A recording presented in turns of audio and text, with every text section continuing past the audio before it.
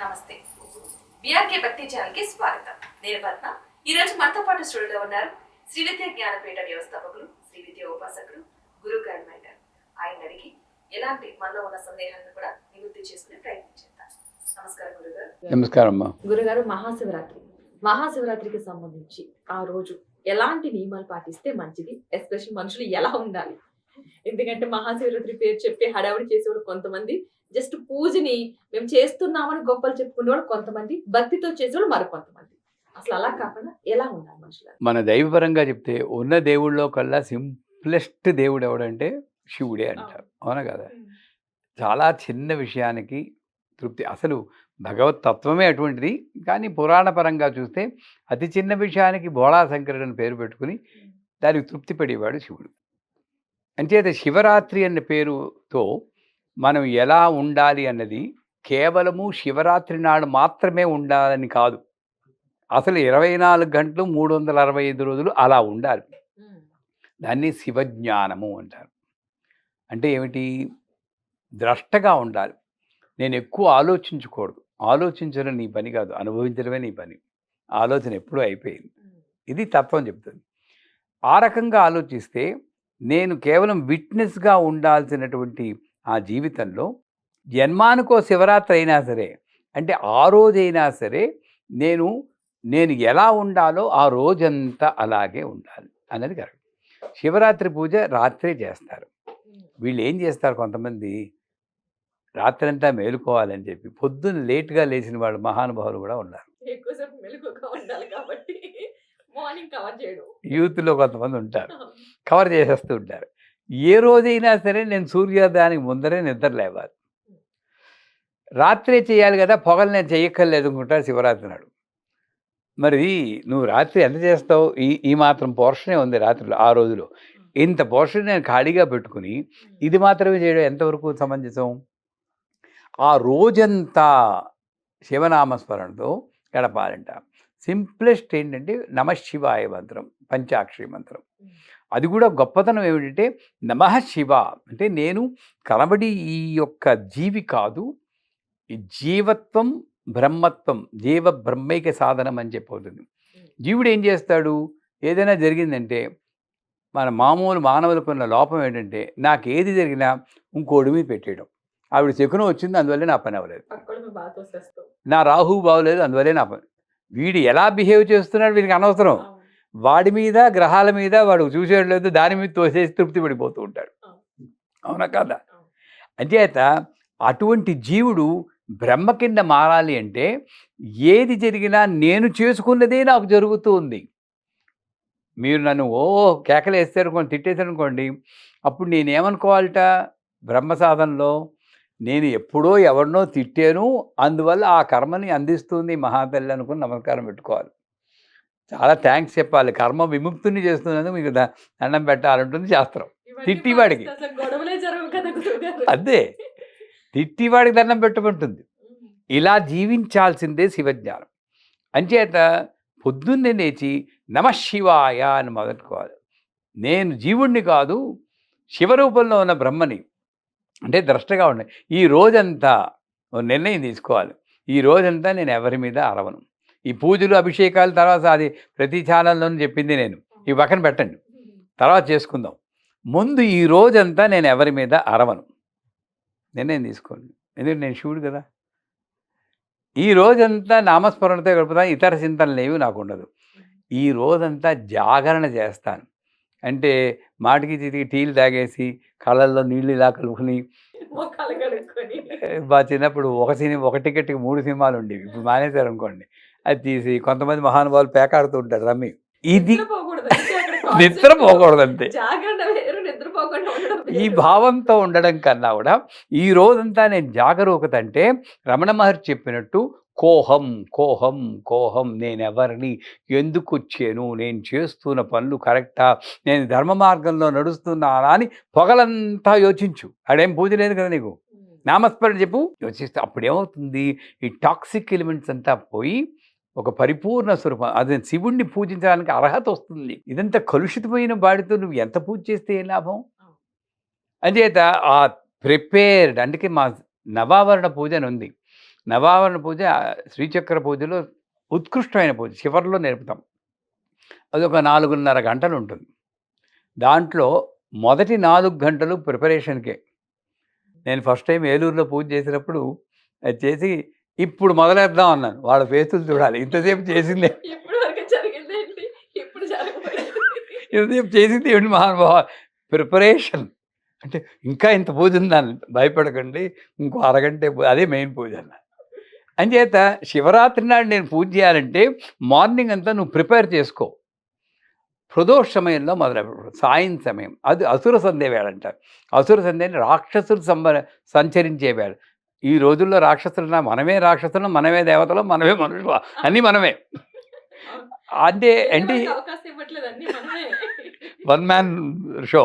అంచేత అది ఏమిటి అంటే ఆ సమయంలోనే నాలో చెడు ఆలోచనలు రావడానికి ఛాన్స్ ఉంది. ఓ దొంగతనం చేద్దామన్నా, చీకటిగా ఉంది ఎవరు కనపడటం లేదులే. ఓ తప్పు పని చేద్దామన్నా అన్నీ రాత్రుళ్ళే వస్తాయి. అంచేత అసుర సంధ్యవేళ ఆ సమయంలో నాకు జ్ఞానాన్ని ఇచ్చేవాడు శివుడు. అందువల్ల అభిషేకంతో ఎందుకు శివుడు అభిషేక ప్రియుడు కాబట్టి. అభిషేక ప్రియుడు అంటే ఏమిటి అర్థం? శివుడి శిరస్సు మీద ఎవరున్నారు? చంద్రుడు. చంద్రశేఖర చంద్రశేఖర చంద్రశేఖర పాయుమా. అంటే సాక్షాత్తు మనస్సుని కంట్రోల్ చేసి చంద్రుడిని శిరస్సు మీద ధరించేటంటే ఆ శివుడిని పూజిస్తే మన మనసు ఎంత కంట్రోల్‌లో ఉంటుంది? ఆ ఫలితం ఉందా లేదా? చంద్రుడినే శివుడి మీద ధరించాడు. ఆ చంద్రుడు సోమవర్షం కురిపిస్తూ ఉంటాడు. చంద్రుడి పేరు ఇంకోడు సోమ. సోమ అంటే అమృతం. ఆ చంద్రుడు కురిపించే అమృతాన్ని నేను తలుచుకుంటూ యథాశక్తి నేను నీళ్లు పోయాలి. నేను అభిషేకం చేయట్లేదు. చంద్రుడు అమృతాన్ని కురిపిస్తున్నాడు. శివుడు అభిషేకం చేసి చంద్రుడు తరిస్తున్నాడు. నా మనస్సు తరిస్తుంది. ఆ భావంతో చేయాలి. ఓం నమః శివాయ, ఓం నమః శివాయ. అది కూడా ఇలా పట్టుకుని ఒప్పేయకూడదు. ఇలా మెల్లిగా చేయాలి. వీళ్ళేంటి ఎంత జ్యూస్ చేసుకున్నాం వేస్ట్ అయిపోతుంది. త్వరగా పోయి పోసేస్తూ ఉంటారు. త్వరగా అయిపోతుంది. చాలా వాల్యుబుల్. అంచేత దీన్ని వంపేయడం అంటారు కానీ అభిషేకం అనరు. ఓ ఉద్ధరణ తీసుకుని ఆ పాత్ర ముఖ్యం. అది కూడా స్టీల్ ఉద్ధరణలు పనికి రాకుండా, ఎందుకంటే ఇనుము రాహు కనెక్ట్ చేస్తుంది. కొంచెం అంటే ఏమైపోదు, డ్రైన్ అవుట్ అవుతుంది అనేది. అందువల్ల మా పూజల్లో నేను స్టీల్ ఉపయోగించాను. మీలా డబ్బున్న వాళ్ళు అయితే బంగారం వాడుకోవచ్చు. డబ్బుందా బాగానే? ఎవరైనా గురువు వచ్చి డబ్బున్న వాళ్ళంటే ఇలా నమస్కారం పెడితే తలాస్తో అమ్మ ఆశీర్వదించారు అనుకోవాలి. డబ్బుందా అంటే ఆ సినిమాలో వాడు చెప్పిన మేరే పాస్ మా హై.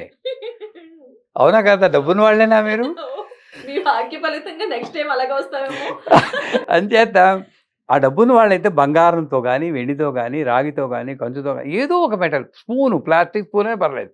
ఇనప వాడకుండా దాంతోటి మెల్లిగా అభిషేకించాం. దాంతో ఏంటి ఓ విభూది వేసుకుని మామూలు గంగజలం ఇప్పుడు త్రివేణి మన సంగమంలో కుంభమేళాకి వెళ్ళాం కదా, వాటిలోని కొంచెం జలం తీసుకుని వేస్తే చాలా మంచిది.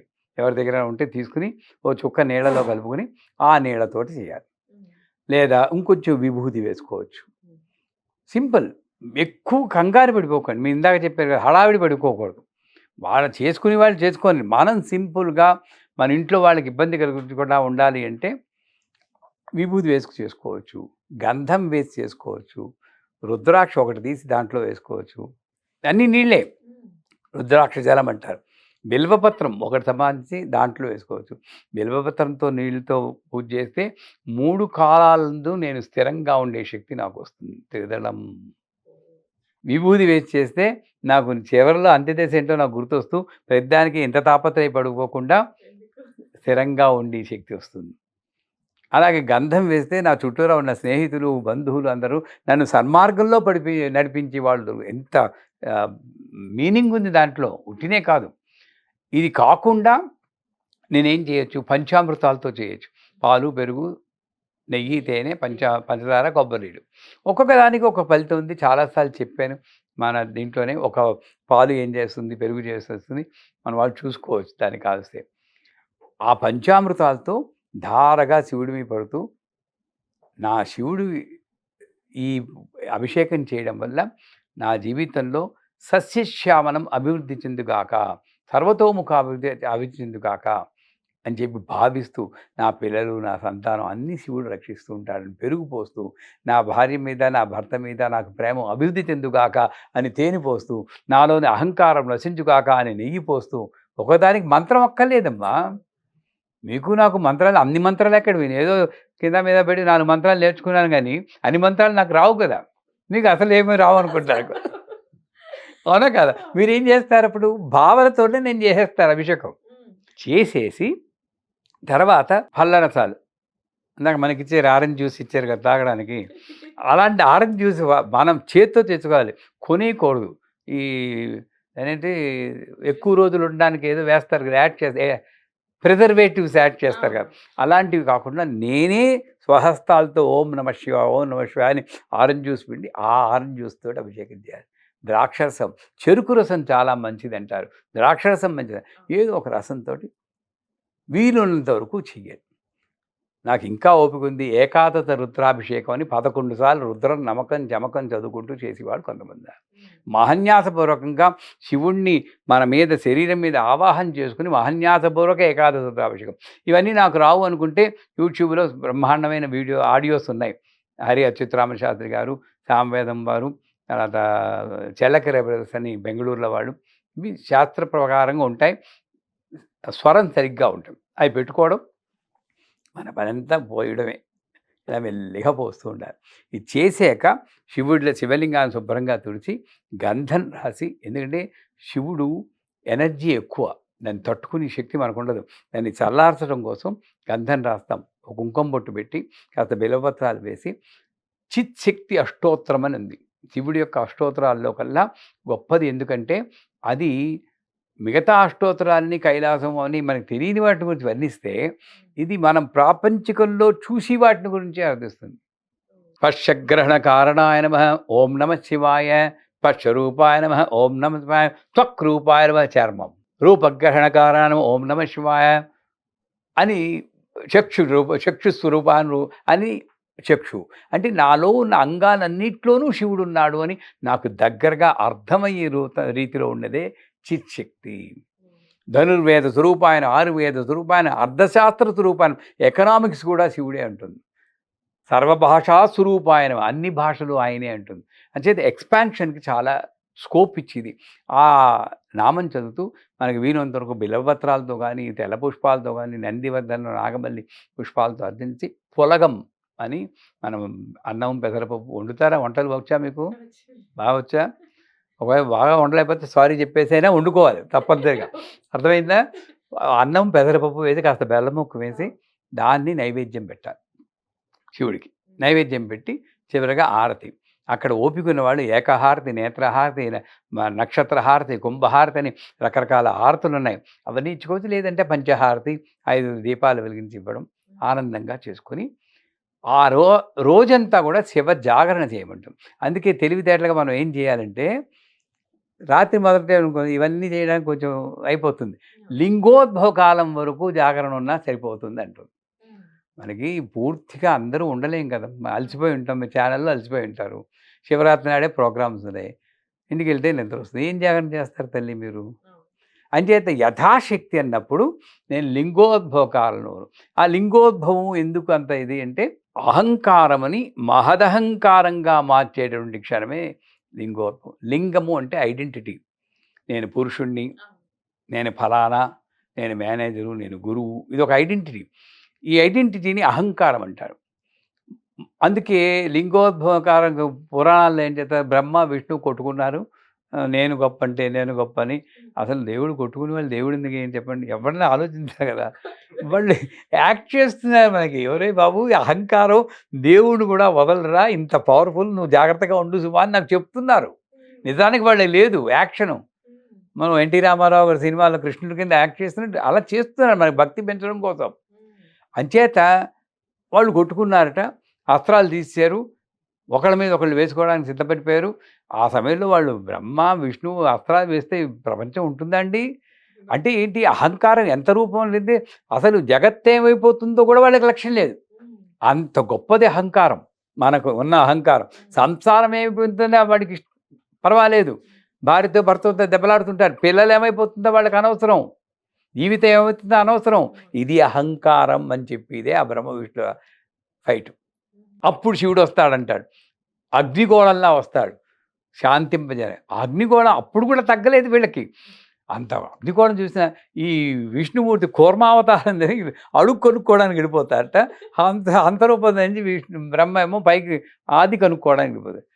ఆది మధ్యాంతరహితుడైన ఆ పరమేశ్వరుడి యొక్క ఆది ఇది, అంతమేది. ఆఖరి వాళ్ళందరూ బిక్కమోహం వేస్తే అప్పుడు అమృతవర్షం కురిపించి మామూలు అదే తిరువణామలై అగ్నిలింగం అంటారు ఆ పర్వతం. దాని చుట్టూరా గిరివలయం చేస్తే మంచిదని అందుకంటారు. అలా దర్శనం ఇచ్చారు. అంటే ఏమిటి, ఈ అహంకారం మహదహంకారమైనటువంటి అమృత క్షణమే ఆ లింగోద్భవకాలం అంటారు.